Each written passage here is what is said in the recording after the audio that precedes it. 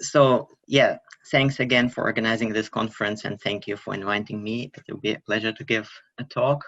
I will be talking about whole genome sequencing analysis, challenges, and opportunities. So first, I'll give a brief introduction. Probably I'll do it very fast because the audience is familiar with this type of data. But I'll talk about what exactly is whole genome sequencing, how is it different to other techniques, sequencing and genotyping, and what are the costs associated with whole genome sequencing. And then I'll talk what kind of value provides whole genome sequencing and what are the challenges associated with this type of technique and analysis. And yeah, in particular, I will talk about imputation, population structure in rare variants, and rare variants grouping and analysis methods in general. So, you probably know the central dogma of molecular biology and what place DNA has in it. And during the last 10 or even more years, genome-wide association studies have been widely successful because our genome is fixed from the birth. I mean, of course, there are also other mutations such as somatic, which are cell-specific, but for this talk, I'll focus on germline mutations. And currently, there is also a lot of other omics data which is being produced besides genomics, transcriptomics, proteomics, as you heard from the previous talk. But those type of data, first of all, they are tissue and cell specific, and second, then they can differ longitudinally, so among different time points. And genetic data is fixed, and this is the reason why it's extremely popular to work with genetic data. So, and our human genome consists of 3.2 billion base pairs and contains more than 20,000 protein coding genes.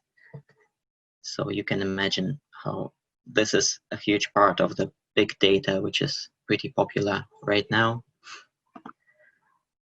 But now just let's take a step back and see what other methodologies there are. So the most popular technique to do association studies, even now, is still array genotyping. And depending on the array size, you basically read specific positions from your human genome, and this can range from 500,000 up to 2 million base pair positions. And usually those positions cover some common mutations, common variation. And other missing variants from the human genome can be imputed based on some imputation panel. And this is possible due to the correlation structure which exists in our human genome. It's called linkage disequilibrium. And some large consortia of complex diseases have developed even specific chips. For example, there is a schizophrenia chip, which also includes some rare variant which have a value for specific consortia. And basically, the largest and latest data sets include up to 500,000 or even more individuals for which there is genotyping data available, for example, the UK Biobank. Yes, and recently, this also includes UK Biobank consortia started producing whole exome sequencing. And this is popular because basically this is a trade-off between the cost of sequencing the whole genome and still covering the low-hanging fruits, the functional exonic variants, which are the most important for biological researchers. And basically it covers 1% of the human genome, but it contains on average like 1-2 million mutations. Most of them are pretty rare. Now coming to whole genome sequencing, it reads almost every base pair of the human genome. So it has the advantage to study all the mutations, including those which are located in non-coding regions. And it also has some advantage for the exomes, because it has some, as it was shown, it has some better coverage on the edges of the exome, where you can also find some functional mutations. As I mentioned, for whole exome, this is also true for whole genome. Most of the discovered mutations, discovered variants, are rare. When people say rare, they usually mean population minor allele frequency less than 1%. But if you look at the distribution, it's even so you see that the vast majority of the variants are actually present in the dataset once. And in the table, you can see how the number of variants differs with the sample sizes. This is taken from the currently largest whole genome sequencing initiative, TopMed. So you can see how quickly these types of data sets grow. And coming to the cost of whole genome, this is still pretty expensive, but if you look at the last 20 years, starting from the first sequenced human genome, which costed hundreds of thousands of millions dollars, and now you can sequence your genome for less than $1,000. It's actually a pretty impressive way which was being made.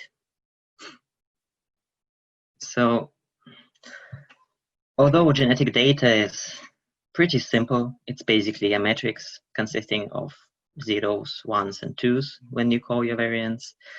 There is no agreed format in the community of such data. So there are multiple widely used formats, and so they have their own advantages and disadvantages. And also historically, people from different research groups stick with one format, while others stick with the other. So on the upper left side, you see basically the sequence alignment format, and then the other three formats are already variant calling formats: the VCF, BCF groups, the PED-BED coming from the Plink format, and the GenBgen, which is coming from the Oxford-based tools. Okay. Yeah, so let's talk a little bit about heritability. And so what is actually heritability? Heritability is the phenotypic variance which is attributable to genetic factors, and there are multiple definitions for heritability. So the most broad, it's called the broad sense heritability, is what I said, so variance attributed to genetic factors. But there's also the narrow sense heritability, which is basically the phenotypic variance attributable to additive genetic factors. This is the lowercase h2. And then so the most widely used is actually the observed heritability, or the SNP heritability, and this is the phenotypic variance attributable to observed SNP, observed variants. And yeah, so as you can see from the plot, this is an example for different complex diseases, how much estimated heritability from how much heritability can be explained by genetics from twin studies, and how much was explained by GWAS. So in the dark red color, you see heritability explained by genome-wide significant variants. And the red, or I don't know, salmon, in the red color, you see the total heritability, which is captured by GWAS, but still not significant, so to say. And then by the salmon or light red color, you have the missing heritability, which is yet to be found. And there, basically, whole genome sequencing can help us. So, okay, so where does the missing heritability come from? So it can be attributed to common variants of low effect size, and with the growth of the recent sample sizes, those variants can become genome-wide significant, and those are the ones in the red color in the previous slide. Then there are the rare and low frequency variants. As I already mentioned, they are usually identified with either exome or whole genome sequencing, and except very large effect sizes, such as for example, the ApoE variants in Alzheimer's disease, it's the E2, there is a protective allele. You have a similar problem as in common variants. You need to increase the power to identify such variants.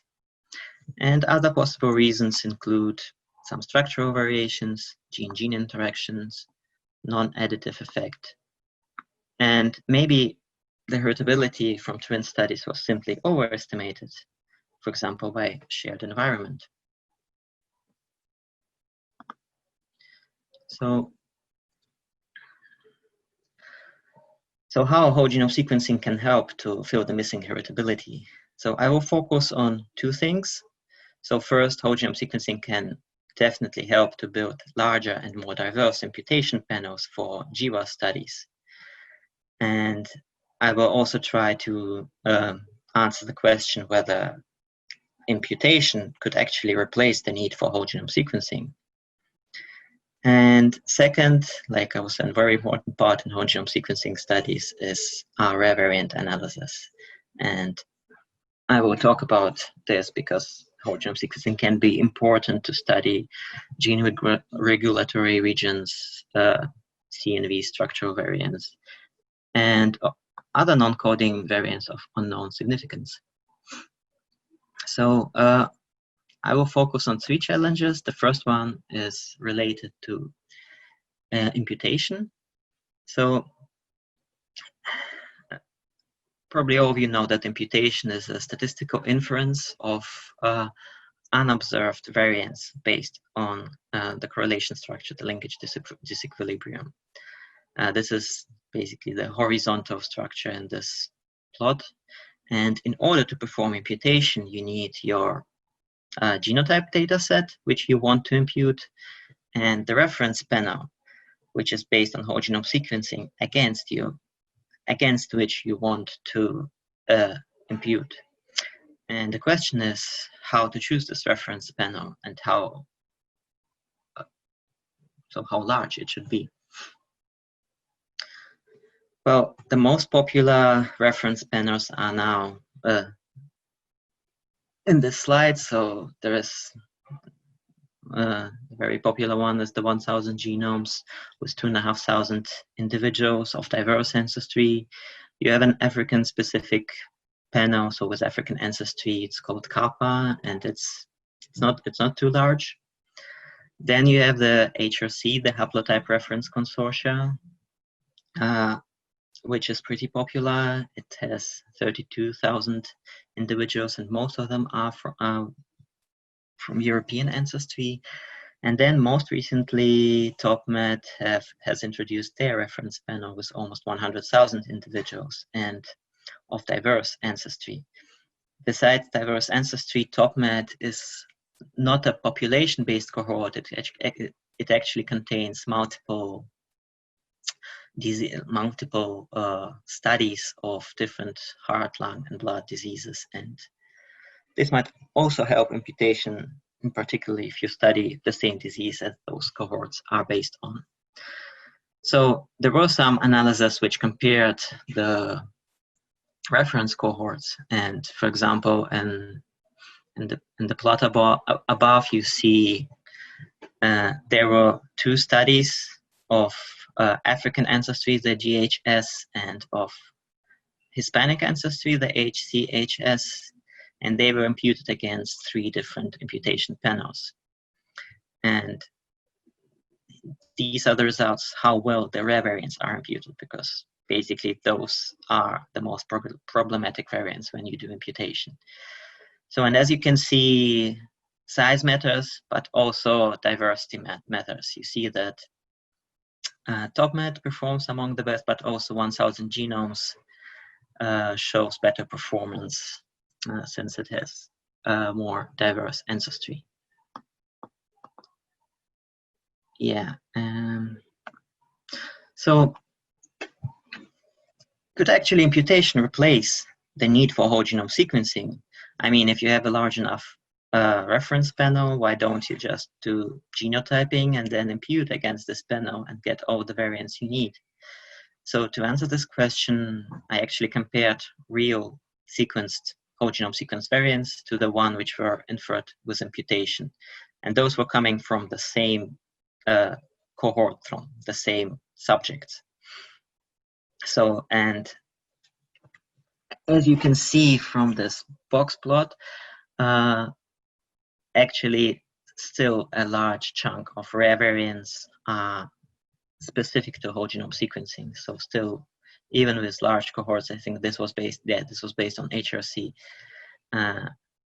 matched ancestry. You cannot detect all the rare variations there. And also another thing, if you see in green and blue, that even for common variants, there is a small proportion of discordance between imputed and sequencing variants, which means basically that some of the imputed variants do not match with their actual real sequenced variants. Another interesting observation was that in long-range LD regions, so those are regions where you have a very long correlation structure, although those regions are actually pretty well imputed for common variants, but the imputation quality score for those variants shows to be pretty low. So maybe some of those variants are actually filtered out during quality control. And so the next challenge is population structure. And population stratification is a systematic bias which affects large association studies. And this also affects rare variant association studies. So, and here you can see, so from this plot, so this plot is based on 1,000 genomes, and this plots the co-occurrence of variants which are present only twice in the whole cohort of rare variants. And as you can see, those variants are actually present within the same population or within the same supercontinental, so within the same continent. So basically, rare variants show more recent population structure, but regular methods which are based on the genetic variance covariance metric or the GRM, they are not able to capture rare variant population structure. So we have done some work to use alternative similarity matrices instead of the genetic variant covariance metrics to account for population structure. So basically, instead of the GRM, to construct principal component analysis, one could use the Jacquard similarity matrix, which is actually widely recognized in other fields. And if you do this only on rare variants and compare to the regular PCA on the GRM, you see that the Jacquard matrix actually performs better. And the reason is that it's the way it's made, it emphasizes mutual presences in sparse data, which rare variants are basically. It's just a large sparse matrix. And we have also successfully applied it to rare variant association studies. And more recently, this method was also applied to identify regional population stratification. And also it was applied to study COVID-19, and basically not to human genomes, but to viral genomes. So it was able to cluster the viral genomes based on the GSAID database and to cluster them according to the different clades. And so the third challenge is rare variant analysis itself. As I said, given the rareness of the variants, there is no statistical power to detect them unless the sample size is really huge. But what you can do is you can combine the signals from several rare variants and test basically the burden of this signal. And then you will get more power to identify the, depending on the effect sizes of those variants and the proportion of causal variants among those variants which you combine, you will achieve more power. And so there are a lot of testing strategies developed during the last 5-10 years. And so you can, all those testing strategies you can classify into 3 categories: burden tests, and as the name states, you test the burden of multiple variants. And there are different modifications based on some weighting schemes, so minor frequency stratification, and those tests are powerful for signals where you have consistent effect directions, so where all rare variants tested are pointing, are either risk or protective, so have the same effect direction. Then there is a group of variance component tests. Most popular is SCAT, sequence kernel association test. There is also a version for combining rare and common variants of this test. And it jointly tests the variance component of the individual variants. And it is, so the main advantage is that it's robust to effect direction, but it comes to a cost that it's less powerful for regions with consistent effect directions. And then there is also a group of combined tests where those tests try to combine the advantages of the burden and the variance component test by computing the weighted average and exploring the space of weights for those 2 tests. Those tests are more robust, but they also come at a computational cost. So although rare variant testing is basically well established, grouping strategies are not so straightforward, and there is still research going on how to group the rare variants which you want to test. So for exome studies, besides sliding windows, people use functional annotations. So you can test all loss of function variants within an exome, or you can broaden this group and include stop-loss missense variants, splicing variants, insertions into this group, and test them together. This is perfect for whole exome sequencing. But how about whole genome sequencing?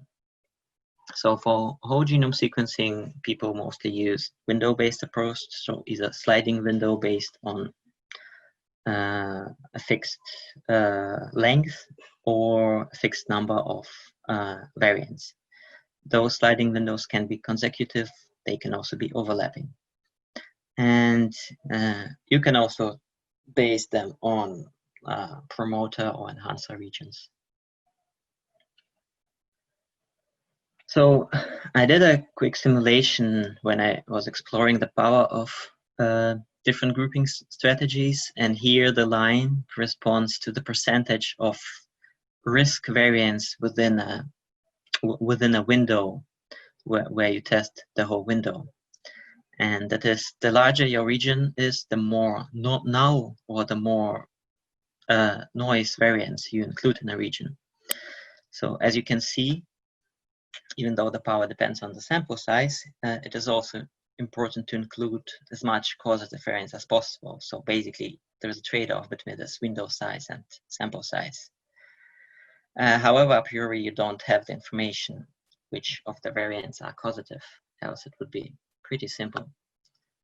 So in terms for exome sequencing, you can make an educated guess for this by including some annotated variants which have a functional effect.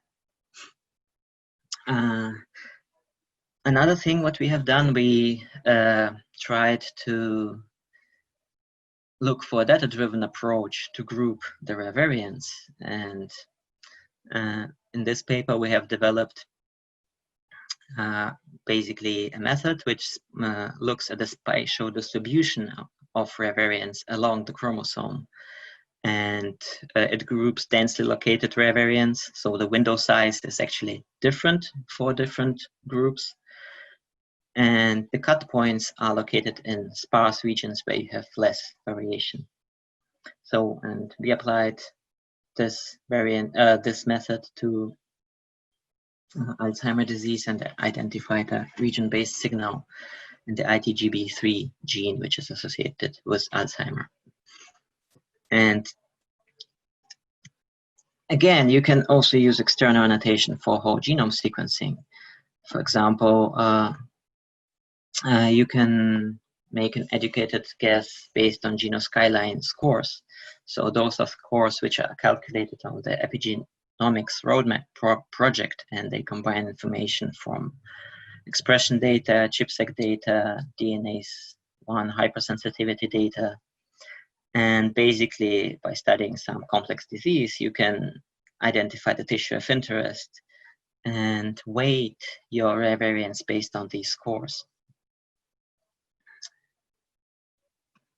So, and yeah, here is also a bonus challenge which we faced recently. So this paper is basically about the gene environment interaction analysis. So it's a sex-specific analysis of Alzheimer's disease using family-based design and whole genome sequencing data. And we tested the joint effect of Alzheimer association signal and sex interaction. And what we found, so in this Manhattan plot, you have the red signals, which are pretty significant, but those are actually false positive because, as we found, they were either mismapped from the X or Y chromosome within an existing pseudogene on this chromosome, or located in some repeat regions of retrotransposomes. And I mean, we went into the quality control of whole genome sequencing data, which we have, and it was very good. It looked very good, but I guess based on the read size of when you do the whole genome sequencing, you still can face this particular problems, especially when you look at such an environmental effect as sex. Okay, so, and to summarize, so we talked about imputation panels. Whole genome sequencing should provide and is already providing more diverse imputation panels. However, imputation cannot fully replace the need for whole genome sequencing in rare variant association studies. Rare variants can help to explain heritability, but most likely they have moderate effect sizes. So as it's popular in genetics, larger sample sizes are required. Also, rare variants capture recent population structure, and I have shown that alternative similarity matrices, which are sensitive to sparse data, can capture the structure pretty well.